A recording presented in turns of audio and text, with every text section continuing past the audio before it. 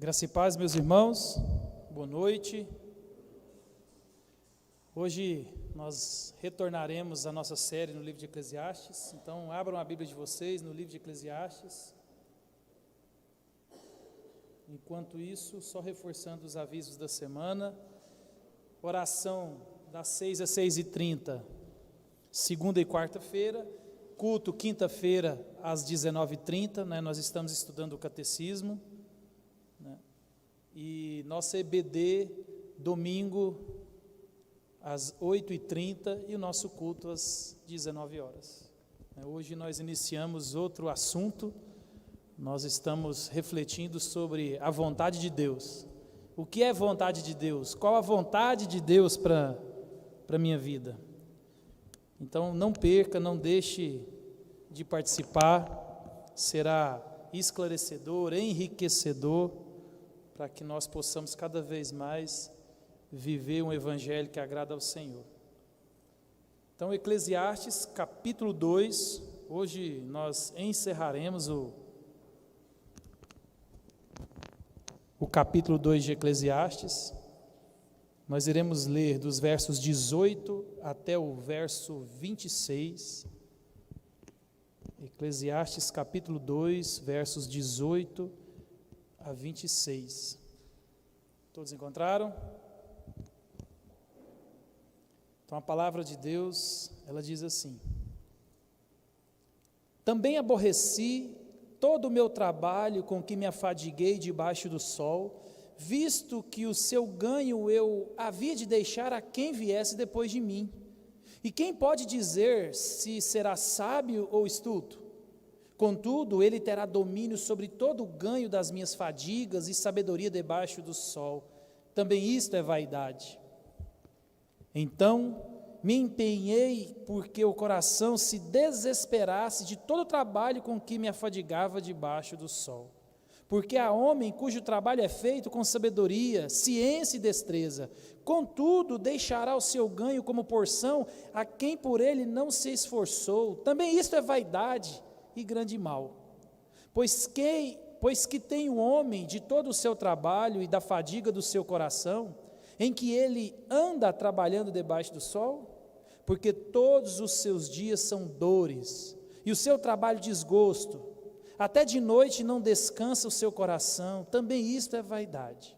Nada há melhor para o homem do que comer, beber e fazer com que a sua alma goze o bem do seu trabalho. No entanto, vi também que isto vem da mão de Deus. Pois separado deste, quem pode comer ou quem pode alegrar-se? Porque Deus dá sabedoria, conhecimento e prazer ao homem que lhe agrada.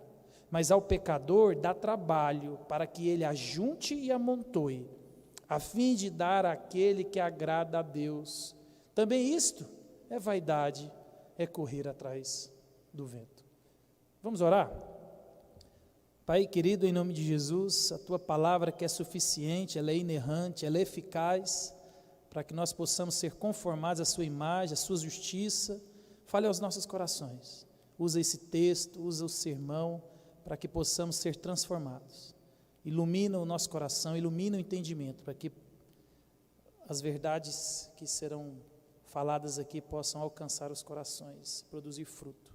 Se oramos em nome de Jesus. Amém. Então, meus irmãos, Salomão ainda, ele continua a sua busca. Salomão, um sábio, ávido por respostas, ele quer entender por que essa vida é muito boa e ao mesmo tempo ela não preenche o coração das pessoas, ela não preenche aquele buraco que eu e você às vezes sentimos, né? E a gente tem ouvido queixas e mais queixas cada vez mais dessa aflição das pessoas, né? Tem gente que a vida é boa, tem tudo e parece que o buraco é maior, né? Então Salomão, ele quer respostas. Salomão, ele quer saber de tudo isso que tem acontecido e assolado a vida debaixo do sol.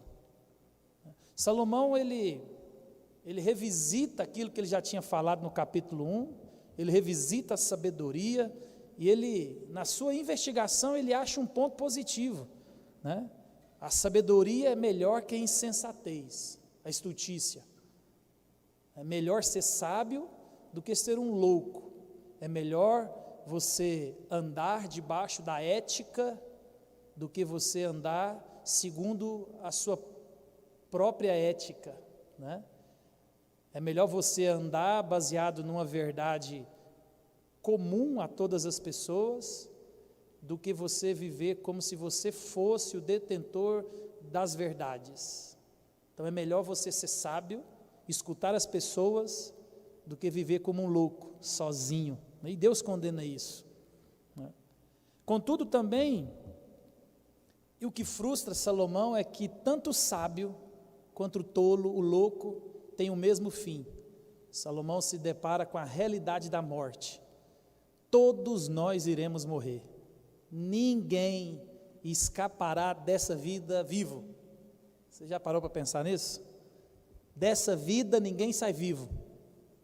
Mais cedo ou mais tarde, eu e você iremos encontrar com Deus. E você? Você está preparado para encontrar com Deus? Se a sua senha cantar agora, nesse banco, não, agora não, depois do culto. Vai dar trabalho para nós aqui, né? Sua senha cantar depois do culto, a hora que você estiver lá na pizzaria, né? Lá no churrasquinho do menino aqui, ó. E de repente você sente uma pontada no coração, né? E você respira pela última vez nesse mundo, e aqui você fecha o olho e vai abrir na eternidade. Na hora que você estiver diante de Deus, você está preparado?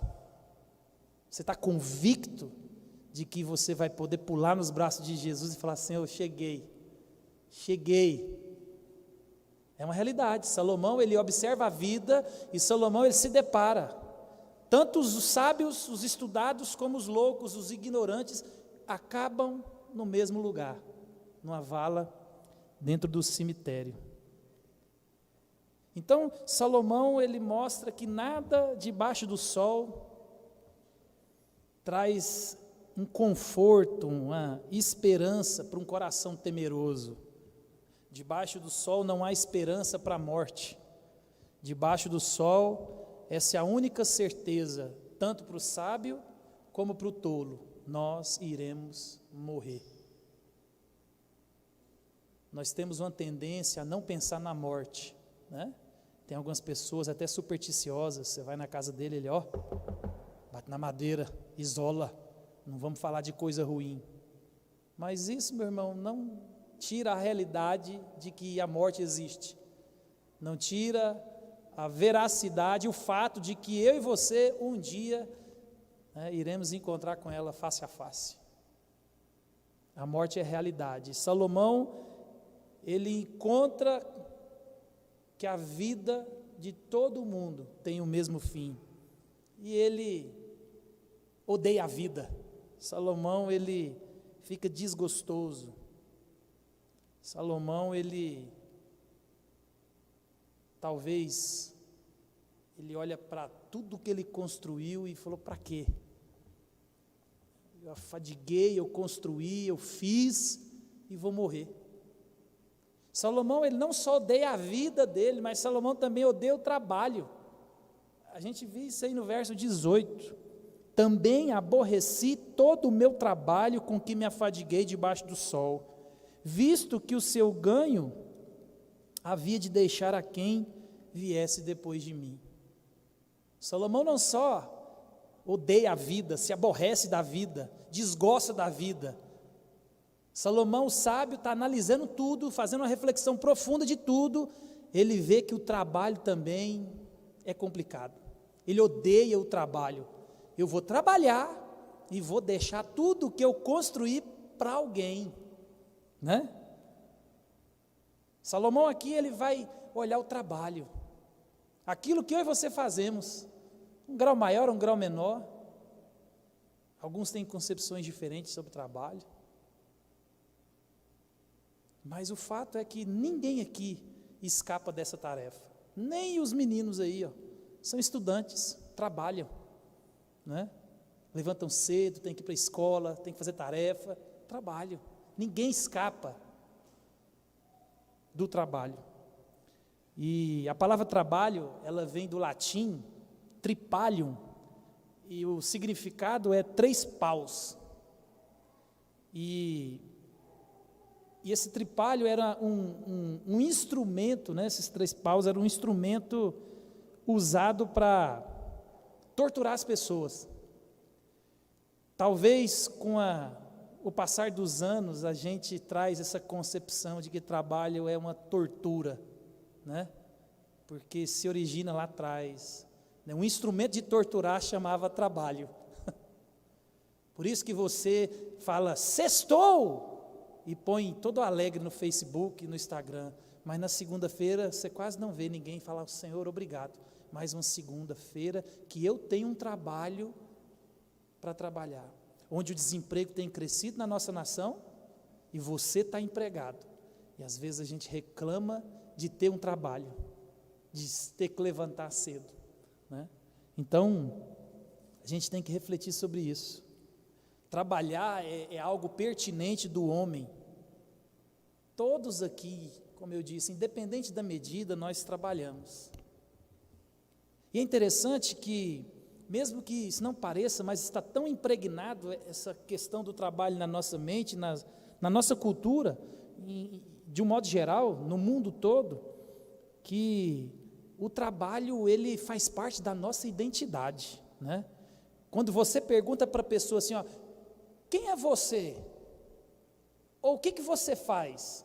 Você não responde, não, eu sou o Júnior, sou casado com a Janinha, tenho 3 filhos, né, tenho 1,70 m, tenho X quilos, gosto de arroz com feijão, gosto de pamonha, gosto de piqui. Não, meu nome sou advogado. Não, meu nome eu sou engenheiro. Não, meu nome eu sou pedreiro, sou padeiro, sou marceneiro, cozinheiro, serralheiro, sou médico. Observa que está tão impregnado inconscientemente na nossa cultura que a gente associa o que você faz com o que você é. Muitas pessoas que têm uma formação, né, e nem trabalham na área, talvez nunca trabalhou, você pergunta, o que você faz da vida? Não, eu sou engenheiro. Ele nunca exerceu. Não, eu sou advogado. Ele nunca nem passou na prova da B. Porque inconscientemente a gente olha para as pessoas e atribui valor se a pessoa estiver trabalhando. Ele pode ser até um formado vagabundo, mas não é vagabundo. Mas se ele for um não formado, ele é um vagabundo, menos sendo trabalhador. Por quê? Porque na nossa concepção a gente associa, né, o que as pessoas fazem com o que elas são. E nem sempre essa associação é verdadeira, né? A gente tem que tomar muito cuidado. As pessoas enchem a boca para falar aquilo que elas fazem, né? Então, nós vemos que muitos utilizam do trabalho para buscar sentido na vida. É uma geração que tem crescido e não tem mais o sonho de ser polícia, o sonho de ser bombeiro, o sonho de ajudar as pessoas, né? A gente queria ser polícia, era porque a polícia protegia, a polícia era autoridade. A gente queria ser bombeiro, porque bombeiro era legal, bombeiro, né, era interessante, né? Todo mundo fala bem do bombeiro. Quem queria ser médico, não queria ser médico, não sabia nem quanto que o médico ganha, nem a carga de trabalho do médico. Mas ele falava, eu quero curar as pessoas, eu quero ser um canal na vida. Mas hoje parece que tudo mudou. As pessoas têm buscado o sentido da vida no trabalho. Têm escolhido um trabalho não pelo que ele sabe, pelo que ele gosta, mas pelo que dá dinheiro, né? Qual que dá mais dinheiro? A medicina está assim, ó. Eu estava vendo, o advogado, né, a profissão de advocacia no Brasil, ela está tão saturada que a gente tem que começar a ter muito problema, porque tem advogado demais. Porque se a gente dá um pulo para trás, 40, 50 anos atrás, né, dentro da família, um tinha que ser médico, um tinha que ser advogado e um tinha que ser padre. A gente vê isso nas novelas, né? Isso é recente na história do nosso país. O pai tinha um filho médico, o pai tinha um doutor, que era advogado, e ele tinha que ter um padre. Então, a gente vê isso muito forte, nas culturas, no modo geral, né? Associar o trabalho à nossa identidade, né? Alguns até desconsideram o trabalho mental, o trabalho, eu não vou dizer um trabalho inteligente, porque não é, essa é a questão. O cara que faz uma casa, ele é tão inteligente quanto o cara que constrói um foguete, porque se você precisar de construir um foguete, você não dá conta, e o cara que vai construir o foguete, se ele precisar de construir uma casa, ele também não dá conta.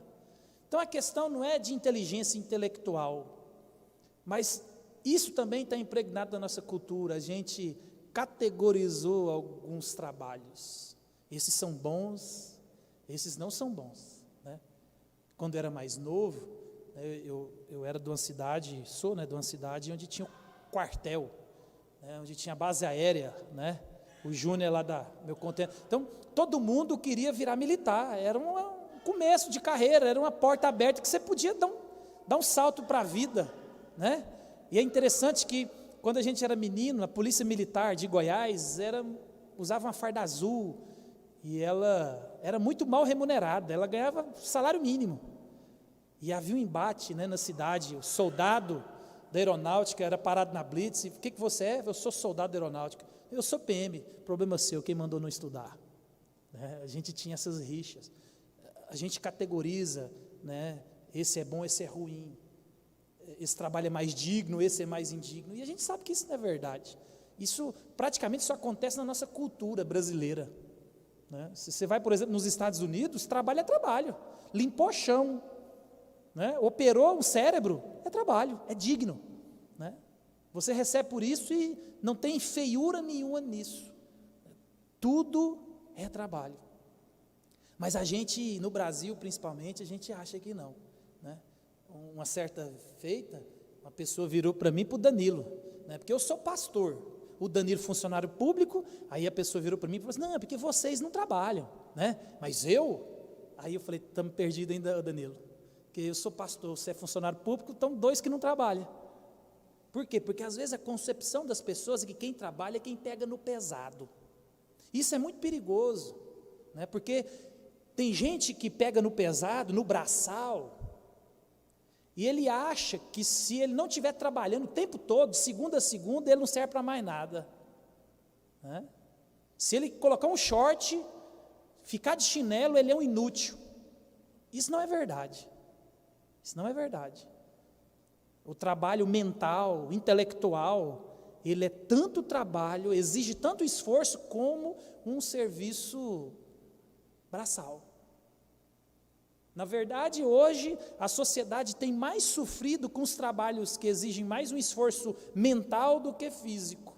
As doenças têm vindo, assolado esse grupo de pessoas que trabalham mais com a mente, com terno e gravata, numa sala com ar-condicionado. A gente fala um pouco mais isso mais na frente. Mas o fato é que essa concepção tem que ser extirpada da minha mente e da sua. Trabalho é trabalho, todos nós trabalhamos. Por isso que nós temos que ensinar para os nossos filhos, você já trabalha, o Bruno já trabalha, o Adriano trabalha, amanhã eles trabalham, 7 horas eu estou lá, Bruno, para te levar para a escola, né? Tem chefe, tem a professora, e a gente tem que ensinar o valor do trabalho para as crianças, né? E muitos também pensam que o trabalho ele é uma maldição de Deus. Mas o trabalho, meu irmão, ele não é uma maldição de Deus. Deus, quando Ele coloca Adão para trabalhar, Ele coloca Adão para trabalhar no Éden, no mundo perfeito, no estado perfeito. É fato que o pecado, ele contaminou também o trabalho, né? O trabalho, ele sofre também consequências pelo pecado. Mas ele não é maldito por si só, não, de maneira nenhuma. Deus trabalha, meu pai trabalha, eu também trabalho. Adão trabalhou, imagina ter que levantar todo dia cedo, um jardim daquele tamanho para cuidar, bicho para organizar, é trabalho, né? Uma frase até atribuída a Confúcio, todo mundo deve conhecer ela, diz assim: Escolha uma opção ou uma ocupação de que goste e não terá de trabalhar nenhum dia, né? Todo mundo que já escutou essa frase? Os coaches gostam muito disso, né? Isso é uma furada. A gente vê que isso é bonito no papel, né? A ideia é bonita, mas não tem realidade nenhuma nessas palavras, né? Eu prefiro ficar com a frase do Seu Madruga. Ela é mais realista para nós. Seu Madruga, né, todo mundo sabe quem que é Seu Madruga. Seu Madruga vai dizer assim, ó: não existe trabalho ruim, ruim é ter que trabalhar. Seu Madruga, né? Seu Madruga nos surpreende. Seu Madruga é gente como a gente. Seu Madruga, 6 horas da manhã na segunda-feira, ele não quer trabalhar. E a gente tem que encarar o trabalho como um fato, uma realidade, e não como esse tipo de coisa que a gente tem visto, né? Salomão aqui, ao deparar com a realidade da morte, ele olha para o trabalho e se desespera. Por quê? Porque ele entende que ele não só vai perder a vida, mas Salomão também vai perder tudo que ele conquistou. Muitas pessoas estão desesperadas da vida, não é porque vão morrer, eles até encaram a realidade da morte, mas quando eles pensam que eles vão perder tudo que eles conquistaram, eles entram em pânico. E Salomão agora ele desespera, odeia a vida, odeia o trabalho, porque a vida é uma vaidade, vou morrer, e agora eu trabalhei, empreendi, fiz o que fiz, para quê? Vou deixar para outro, é o que Salomão descobre.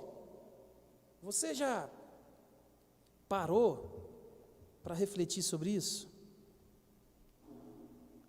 Você já parou para refletir na realidade que você vai se esforçar, você vai se privar, você vai cansar, você vai renunciar para outro aproveitar?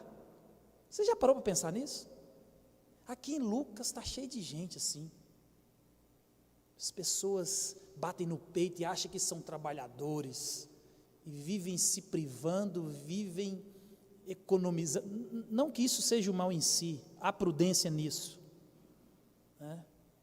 Mas as pessoas, vocês conhecem pessoas assim, talvez você é assim, você vive se privando, calculando, fazendo de tudo, porque você quer esticar o dinheiro, você quer esticar os bens, você quer esticar a vida, e você não vê que você não tem poder nenhum para isso. Outro vai vir e vai aproveitar, né? As coisas agora estão mudando um pouco, mas a minha avó, por exemplo, a avó de vocês, né, a gente chegava lá e aquelas panelas com cabo de Durepox, as coisas mais velhas e furadas estavam sendo usadas, e todas as vós tinham aquela caixa de panela mais linda guardada no guarda-roupa, os panos de prato mais chique estavam guardados, os talheres mais granfinos estavam guardados, e a gente usava só aquela porcaria. Para quê?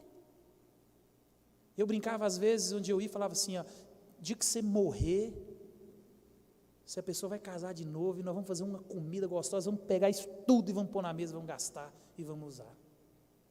Então observa que às vezes a gente faz isso de forma involuntária, mas é porque a gente, lá no fundo do nosso coração, a gente gosta disso.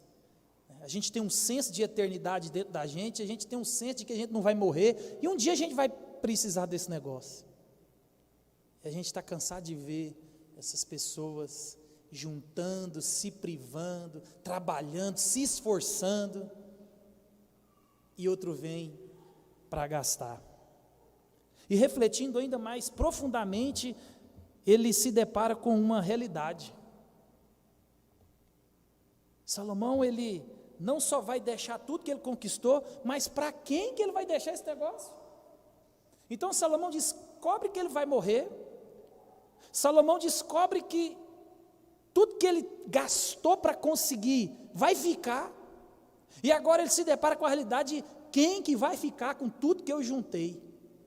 Você conhece a história de alguém que esbanjou, né, na cara do pai pão duro? Você sabe. Ele esperou o pai morrer, para ele gastar até o último centavo. E ele não arrepende em nada, porque o prazer da vida foi queimar tudo que o pai privou. A gente conhece assim. Um dia, isso é uma realidade, todo mundo sabe, né, que meu sonho é um Corolla. Agora está até ao vivo, né, vai que um homem de Deus que está colhendo soja e escuta e queira realizar, Deus quiser usar, né? Então todo mundo sabe que meu sonho é um Corolla. Um dia eu estava na academia do amigo meu, e não é qualquer Corolla não, tá? É o Cheio 2.0, roda preta, todo branco, perolizado, né? Aquele banco de couro, top de linha. Eu sei que tem o Altis, mas eu quero o Cheio mesmo. Aí eu estou lá na academia do amigo meu, de repente chegou o sogro dele, num Corolla, zero, né? Cheirando aquele, cheiro de Corolla, que não é igual todos não, viu? Corolla é Corolla. E aí eu cheguei nesse amigo meu, falei, rapaz, que Corolla é esse que seu sogro comprou? Aí ele falou para mim, Júnior, minha sogra está nervosa com ele, mas tá que tá, porque ele pagou R$105 mil à vista nesse Corolla, e até hoje a cozinha da mulher dele é no taco, e a mulher tropeça no taco, e o trem lá está pegando fogo, porque ele pagou à vista o Corolla, mas a casa dele ainda está no taco, e aquele taco velho, se fosse pelo menos aquele taco. Então a gente observa que às vezes a gente tem o dinheiro, vê quem tem o dinheiro e não usufrui. Porque se o meu dinheiro, ele não serve para trazer alegria para o reino em primeiro lugar e depois para as pessoas, né? Para que serve dinheiro? Já diz o ditado do mundo que só é bom ser rico se você andar com pobre. Que graça tem ser rico e andar com rico? Vai mostrar para quem? Né? Às vezes a gente acha que o problema da nossa vida é dinheiro. Não é, tá? Eu descobri isso, não é porque eu tive dinheiro, não. Eu descobri isso de outras maneiras, mas seu problema nunca foi dinheiro, nunca. Nosso problema chama coração, avareza, generosidade. Nunca foi dinheiro. Dinheiro nunca resolveu o problema de ninguém, nunca. O máximo que o dinheiro pode fazer é dar uma morte confortável. Uns morrem aqui no São Lucas, outros lá no Sírio-Libanês, mas só. Então, meus irmãos, ele agora olha para essa realidade. Para quem que eu vou deixar esse tanto de coisa que eu juntei? E o verso 19, ele diz assim, ó, e quem pode dizer se será sábio ou estúpido? Contudo, ele terá domínio sobre o ganho das minhas fadigas e sabedoria debaixo do sol. Também isso é vaidade. É vaidade, meu irmão. É vaidade. Além da perda de todo o trabalho de Salomão, ele não sabe quem receberá, ele não sabe quem administrará, ele não sabe se quem receber essa fortuna vai receber e vai administrar com sabedoria, com destreza, como ele fez. Eu vejo pais, não, eu estou trabalhando para juntar para os meus filhos, e ele não preocupa em preparar esse filho para receber essa herança, ele preocupa em juntar, e aí ele está criando um louco, do mesmo jeito que a gente vai ver aqui que Salomão criou um louco. Salomão criou uma cobra que picou ele depois. O sábio Salomão, o milionário, o rico, na segunda geração perderam tudo. Salomão, aquilo que ele vem nos alertando, aquilo que angustia a alma dele, com certeza é porque ele sabia quem ele estava criando. O pai conhece o filho. A gente, quando recebe uma informação sobre o nosso filho, você fica nervoso, né? Ninguém pode falar mal do meu filho, né? Pode ser o pior, mas falou do meu filho, a gente fica, mas lá no fundinho você sabe quem que é essa criança que você criou, ou está criando. Salomão, então, ele desespera, porque essa pessoa vai ter domínio sobre tudo que ele conquistou. Você já parou para pensar nisso? Nós gostamos de nós mesmos, nós gostamos de controlar as coisas, nós gostamos de ter domínio. O problema no relacionamento é basicamente domínio.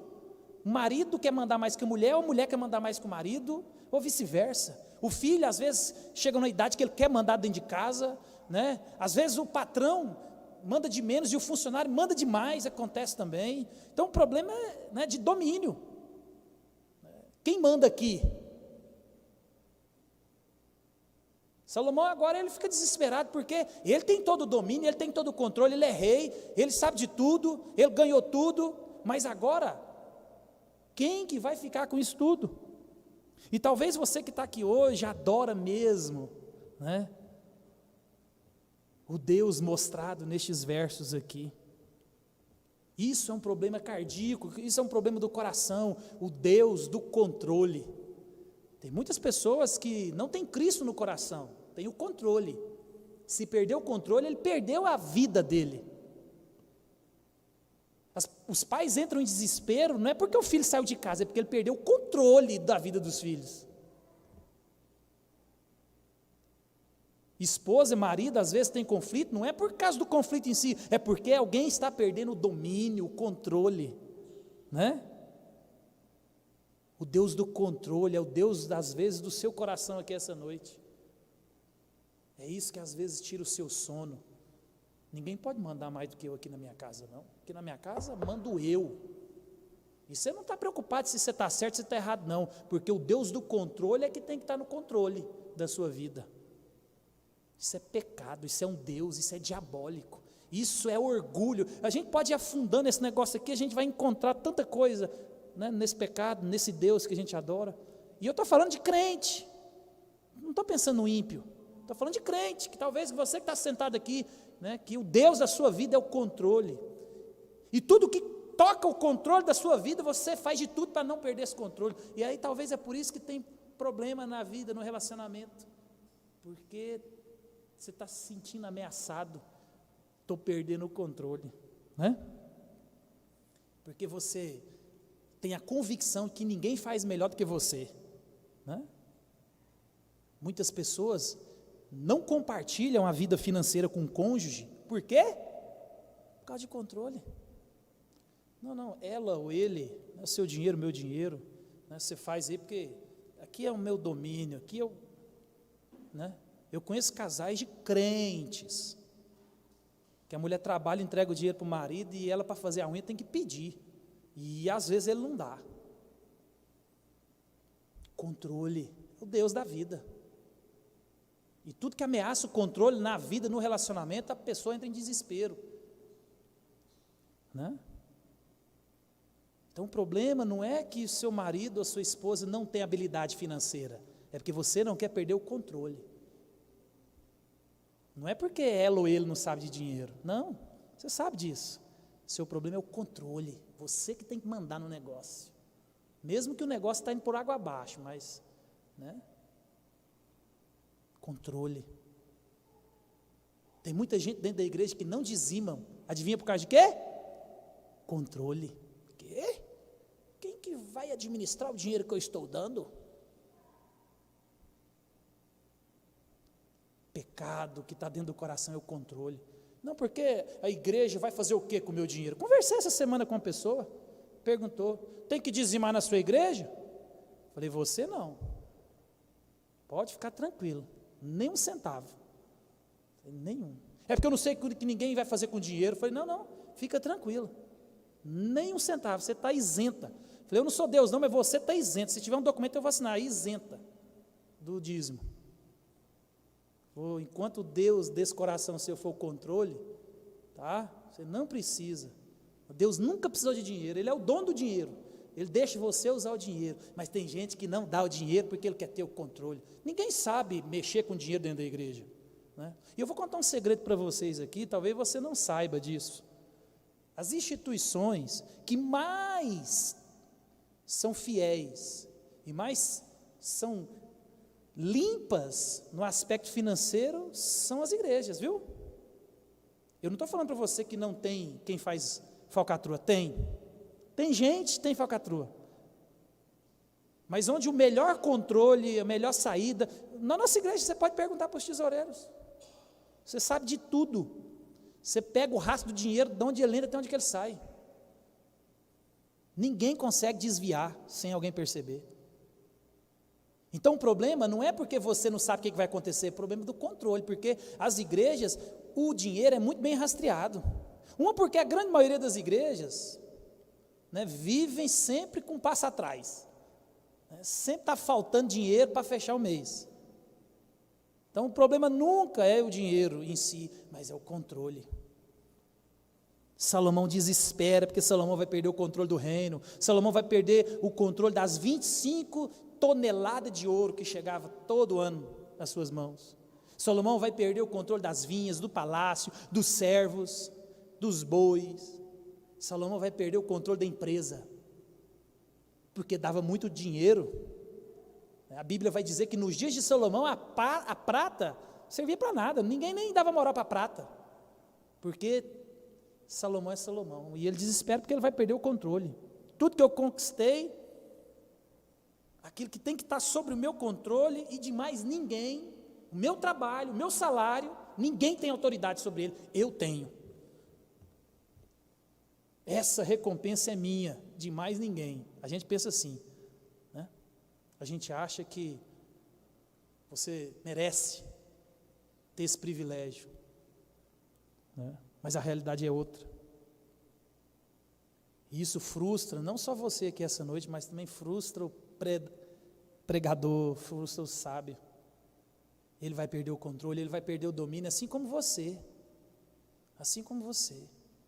E se você é assim, e eu ficar sabendo, meu irmão, lá no céu, eu vou falar para você o que aconteceu depois que você foi embora. O quanto a sua esposa e o seu marido gastou bem o dinheiro que você deixou.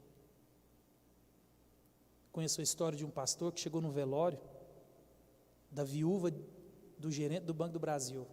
Naquela época que gerente do Brasil, o delegado e o prefeito mandavam na cidade, né? O salário do gerente do Banco do Brasil era astronômico. O marido da irmã morreu, o pastor chegou na primeira vez, minha irmã, estou aqui, precisar, meus pêsames. E ela, sem esboçar reação, ela estava tranquila. Ele ficou assim, mas afastou aquele velório, aquele negócio. Passa um tempo, ele falou, minha irmã, estou aqui, se precisar. E ela, tranquila, feliz, agradável, de boa. Ele falou, mas tem alguma coisa errada, essa mulher acabou de perder o marido. Na terceira vez ele não aguentou, ele falou, minha irmã, está acontecendo alguma coisa?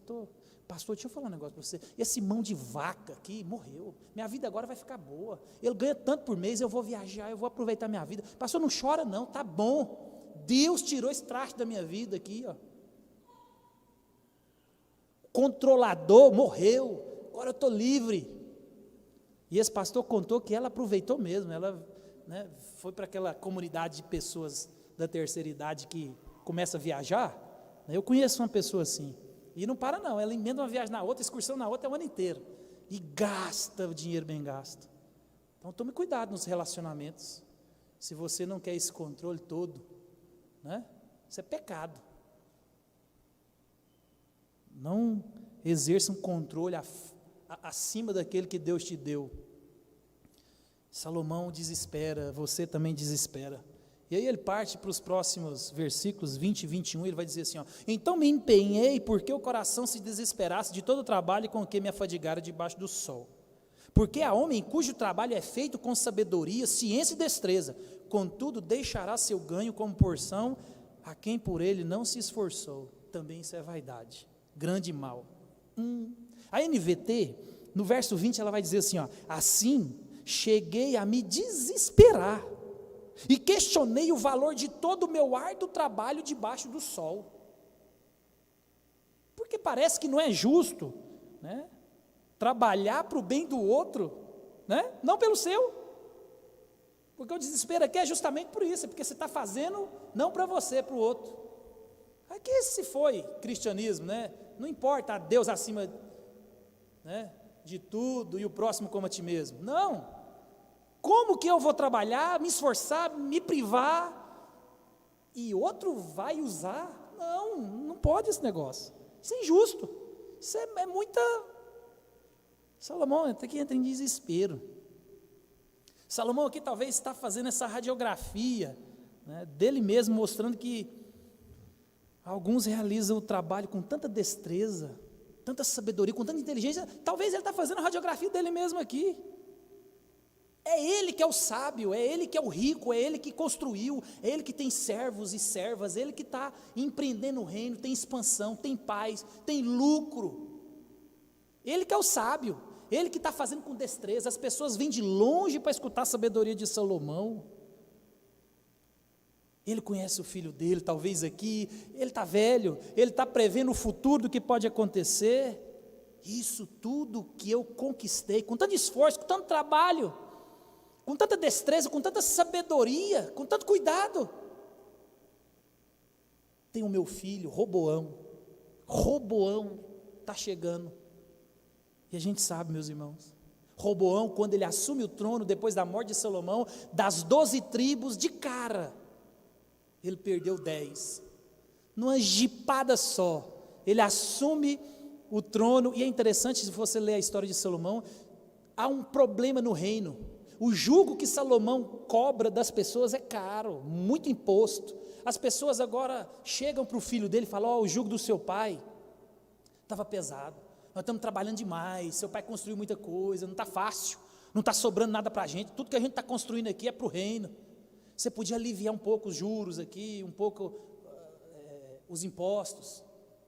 Roboão, a Bíblia, olha para você ver, a Bíblia diz que Roboão, ele não escuta os anciãos, aqueles que andaram com seu pai, ele escuta os seus amigos, os jovens, aqueles moleque, né, que devia correr no palácio, gastando o dinheiro do pai, enquanto o pai estava trabalhando e juntando. Esse era Roboão, enquanto o pai estava trabalhando com toda destreza, sabedoria, inteligência, organizando todo o futuro, deixando o império, alguém estava gastando, era Roboão. Roboão vira para o povo e fala assim: ei, jugo do meu pai é leve perto do que eu vou fazer agora. E aí ele perde de cara 10 das 12 tribos de Israel, numa jipada só.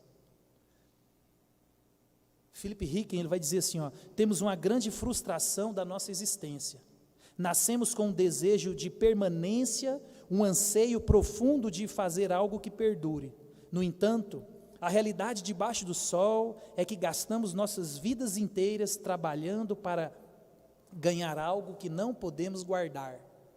Isso era bastante para levar você e o pregador ao desespero. Você vai trabalhar muito, você vai juntar muito, você vai conquistar muito e não vai levar nada. É a famosa pergunta que fizeram para o contador de John Rockefeller, primeiro bilionário. O camarada chega no velório do Rockefeller e fala assim para o contador dele: o que ele deixou? Ele falou: deixou tudo, não levou nada, deixou tudo. Ele entra em desespero, meu irmão. Toda a sua conquista, todo o seu suor vai ficar para outro. Os versos 22 e 23 aqui a gente vê claramente a maldição do trabalho na humanidade. Salomão aqui ele vai mostrar a maldição do trabalho e ele vai refletir sobre as consequências dessa maldição quando entrou o pecado.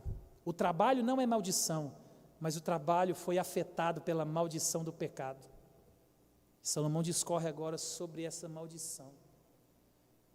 Então, além de trabalhar para que o outro seja recompensado, o trabalho em si mesmo é problema, é trabalho, é labuta.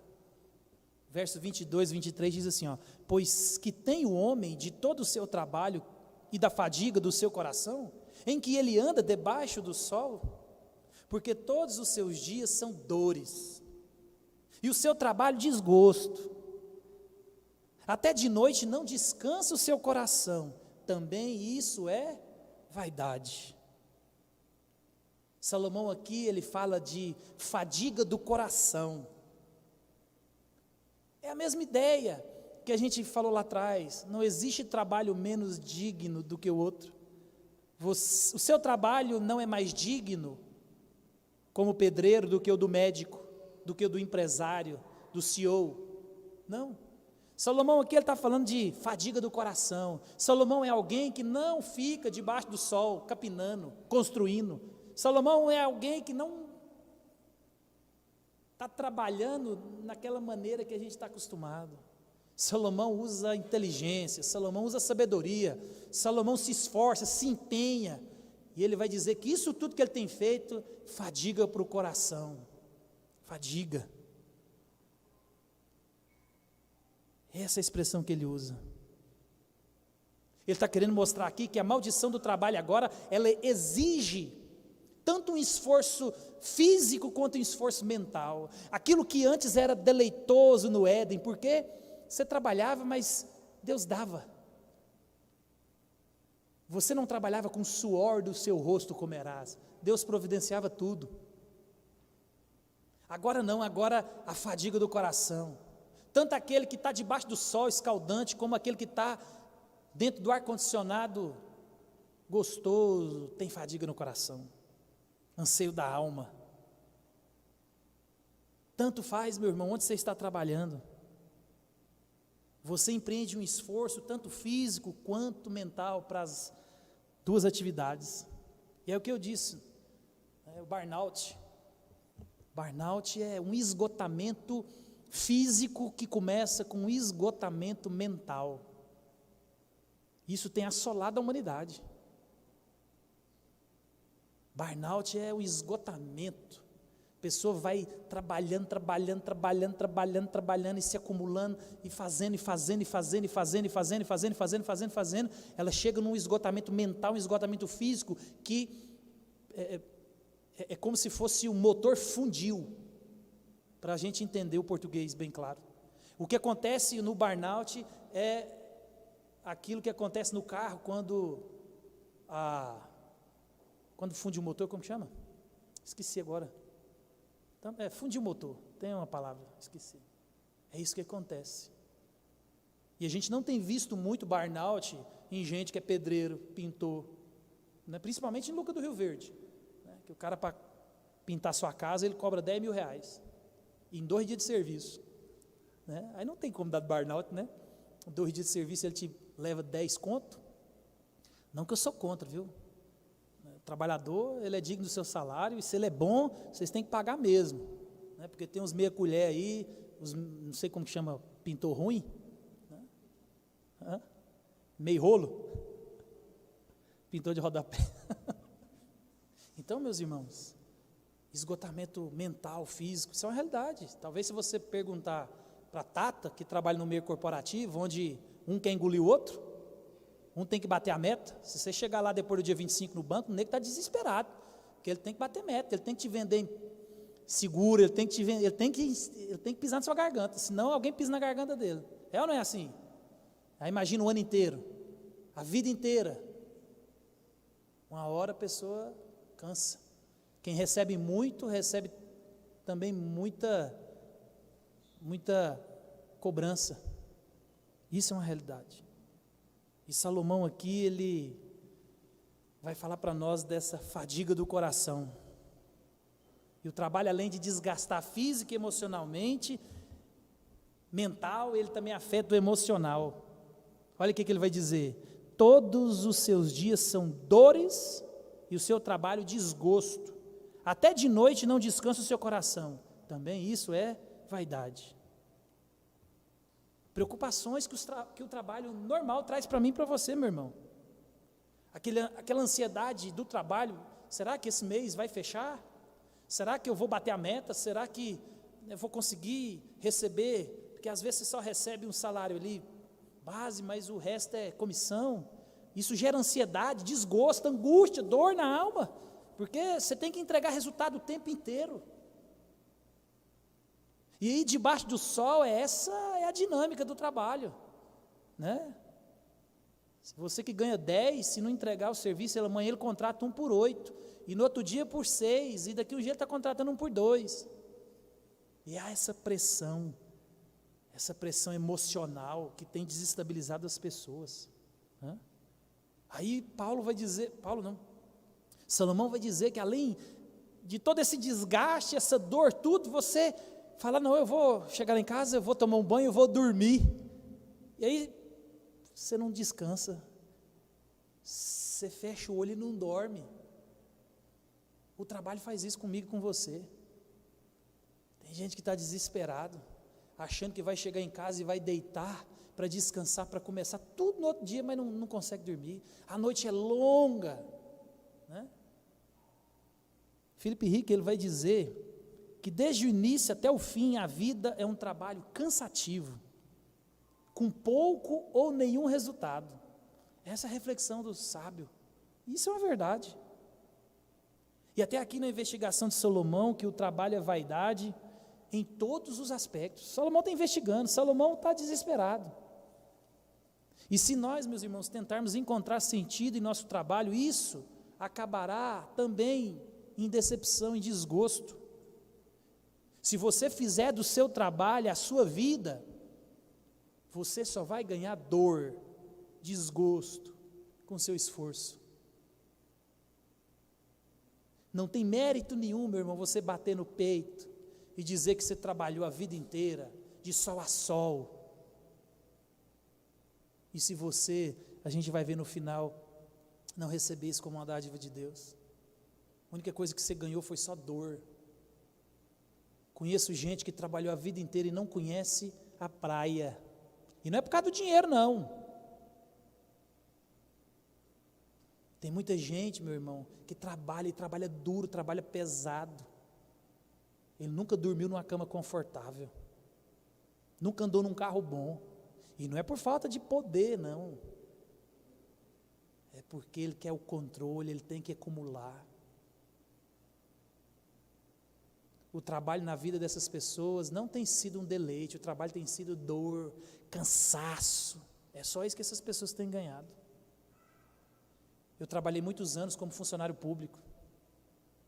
A coisa que eu mais vi no funcionalismo público, e isso estava até entrando em muitas discussões lá principalmente no estado de Goiás, porque no funcionalismo público você trabalha 30 anos ininterruptos, né?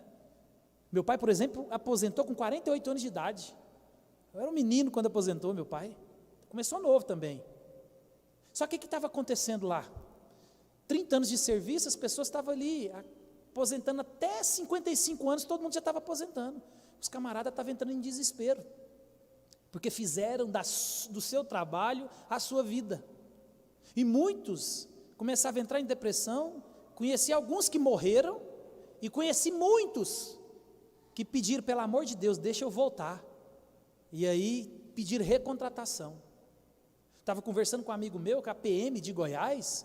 Ele estava falando porque os policiais com 30 anos têm aposentado, né, até jovem, mas por causa da renda, por causa do trabalho e uma série de coisas, estão voltando e querendo trabalhar de novo. Isso tem feito com que as autoridades falem, opa, então vamos aumentar, vamos pôr esse pessoal para trabalhar 40 anos, 50 anos, se estão querendo voltar.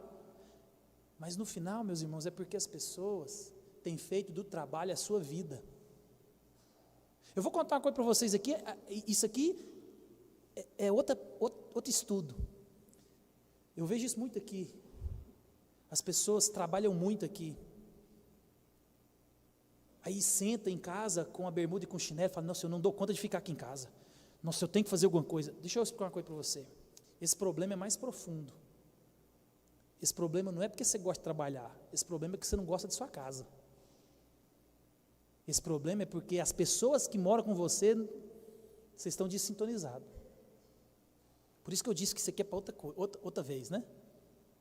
E as pessoas falam com virtude, né? Não, porque eu trabalho demais, eu estou em casa, eu estou agoniado. Aí o cara levanta domingo de manhã, em vez dele vir para a igreja cultuar, não, ele quer cortar uma grama, ele quer arrumar uma árvore para ele subir, um pau para ele cortar, um quintal para ele capinar, porque ele é trabalhador, ele não pode ficar parado, porque o que as pessoas vão pensar dele? Fez do trabalho algo dele. Se eu não estiver produzindo, se eu não estiver fazendo algo, eu não sirvo para nada. Isso é uma mentira. Deus deu descanso, meu irmão. Põe uma chinela e não faça nada. E se der, você não lava nem o prato que você comeu nesse dia. Fica tranquilo. Vai assistir um filme. Compra uma coca gelada. Então isso é perigoso, e Salomão, ele faz essa reflexão aqui, e Salomão, ele vai desesperando. Mas agora, nos versos seguintes aqui, a gente toma um choque com a mudança radical, que Salomão agora nos apresenta. Todo aquele pessimismo parece agora sofrer uma guinada de 180 graus, olha os versos 24 e 25. Nada há melhor para o homem do que comer, beber e fazer a sua alma, fazer com que a sua alma goze o bem de seu trabalho. No entanto, vi também que isso vem da mão de Deus, pois separado deste, quem pode comer ou quem pode alegrar-se? E a partir de agora, Salomão ele começa a falar de algo mais positivo do que ele até então vinha falando. O Ricken, comentarista que eu li, ele diz que esses versos agora são como um oásis de otimismo em meio ao deserto, né, de desespero, que até agora Salomão tem apresentado para nós. Salomão agora, ele começa a desvendar esse paradoxo da vida. Quando o pregador coloca o que está acima do sol na equação, o resultado é esperança e alegria.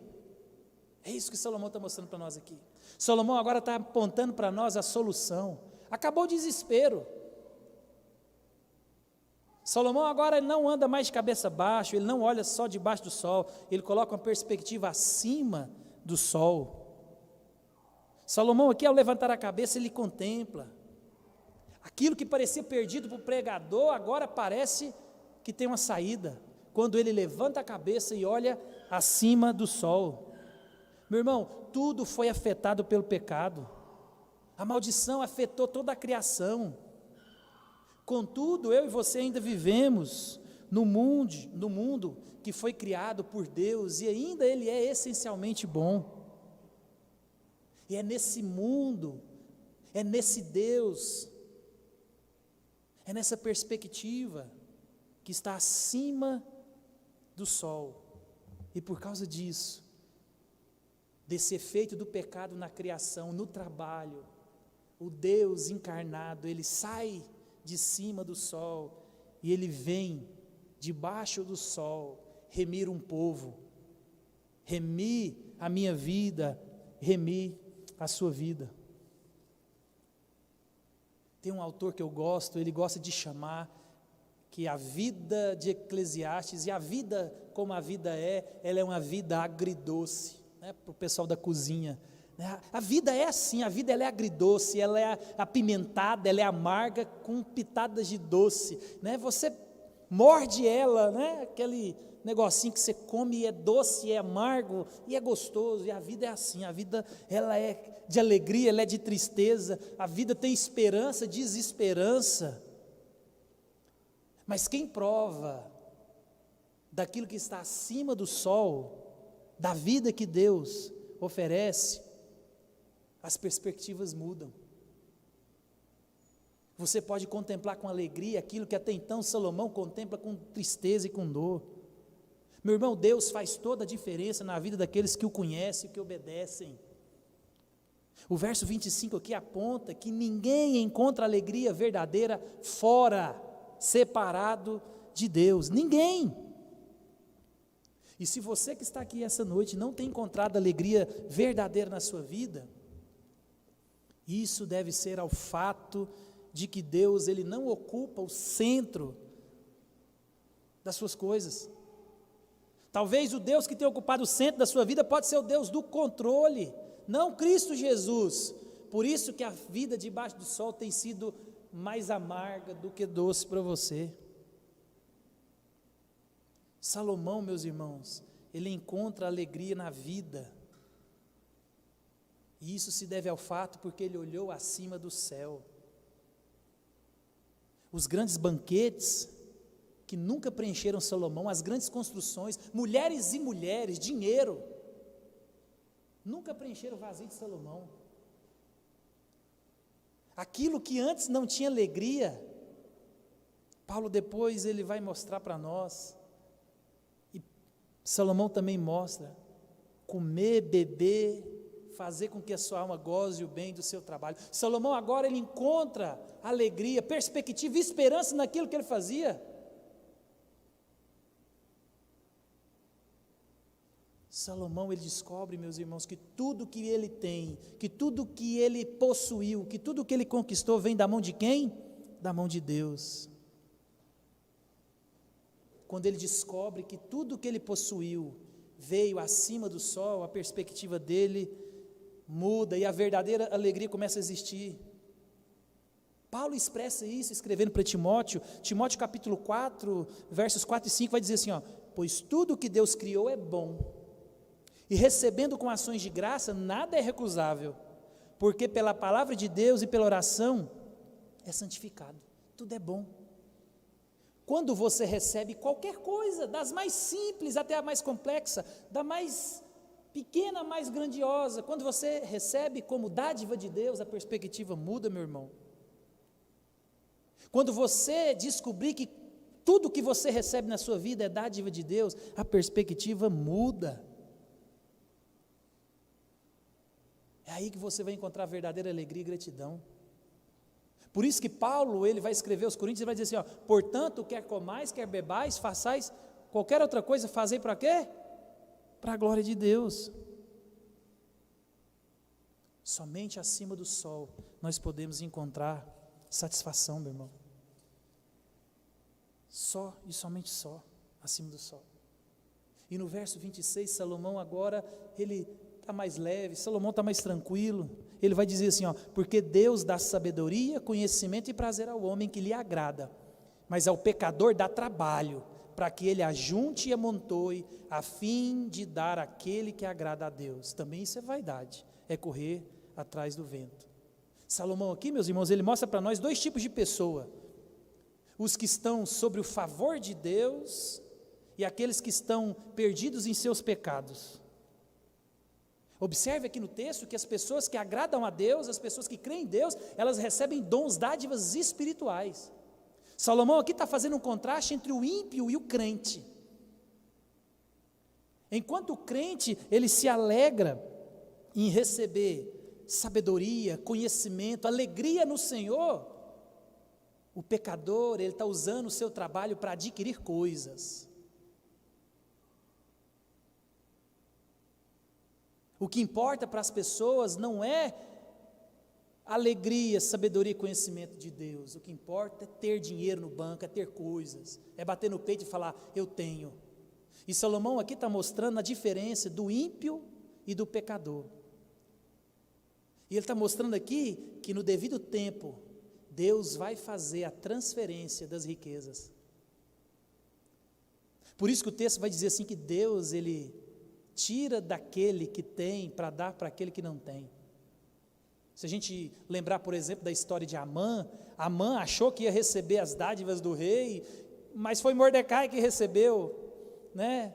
Deus tirou do mal e deu para Mordecai, e fez o mal ainda desfilar com ele.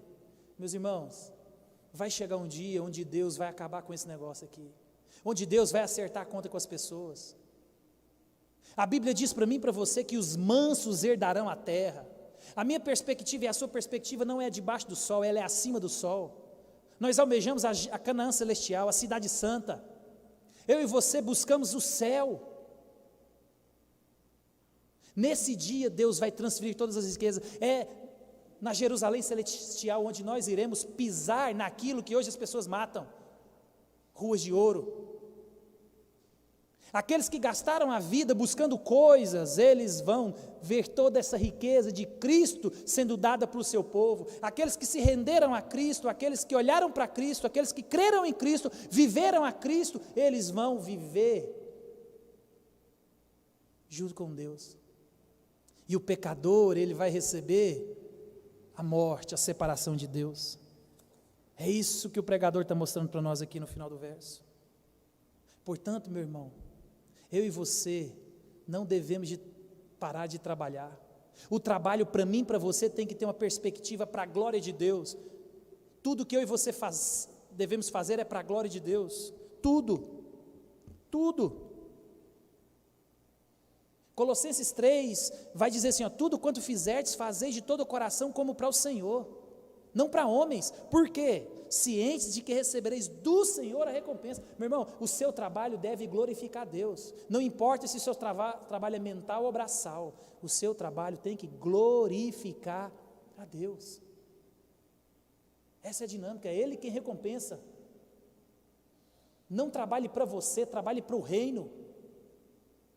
Busque primeiro o reino. Não busque o seu bem-estar em primeiro lugar. Não trabalhe para você, trabalhe para Deus.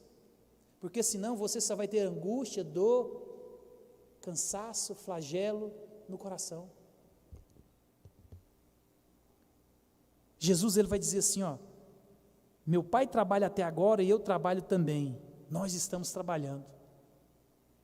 O trabalho na vida do crente, ele tem que priorizar o reino. O dinheiro na vida do crente tem que priorizar o reino. Jesus falou, eu estou indo para meu pai preparar morada para vocês. Ele está trabalhando, Deus Pai está trabalhando, governando o universo, e eu e você devemos trabalhar, não para nós, mas para o reino, que nós possamos entender isso, meus irmãos. Paulo encerra praticamente a carta aos Coríntios, no capítulo 15, verso 58, ele vai dizer assim, portanto, meus amados irmãos, sede firmes e inabaláveis, e sempre abundantes na obra do Senhor, sabendo que no Senhor o vosso trabalho não é vão. No Senhor, meu irmão, você nunca vai entrar em desespero, você vai morrer, outro vai tomar o reino no seu lugar e vai expandir o reino. Quando eu e você trabalhamos para a expansão do reino, não importa quem vai ficar com a igreja, não importa quem construiu a igreja, não importa quem começou a igreja, o importante é que as vidas estão sendo salvas. Trabalhe para o reino, não trabalhe para você. Salomão entendeu isso. Olhe numa perspectiva acima do sol, não debaixo do sol. Amém? Vamos levantar? Vamos cantar uma música, esticar as canelas. Está cedo ainda. O pessoal está triste.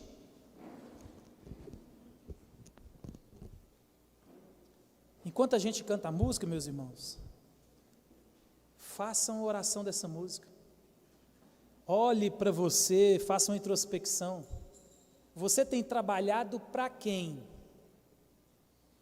Se você tem sentido flagelo, dor, cansaço, analise como você tem trabalhado. O que você tem priorizado? Talvez o seu cansaço não é porque você tem trabalhado, mas é para quem você tem trabalhado. Enquanto a gente canta, ore ao Senhor, se arrependa no Senhor, se volte para o Senhor, porque no Senhor o nosso trabalho nunca será em vão.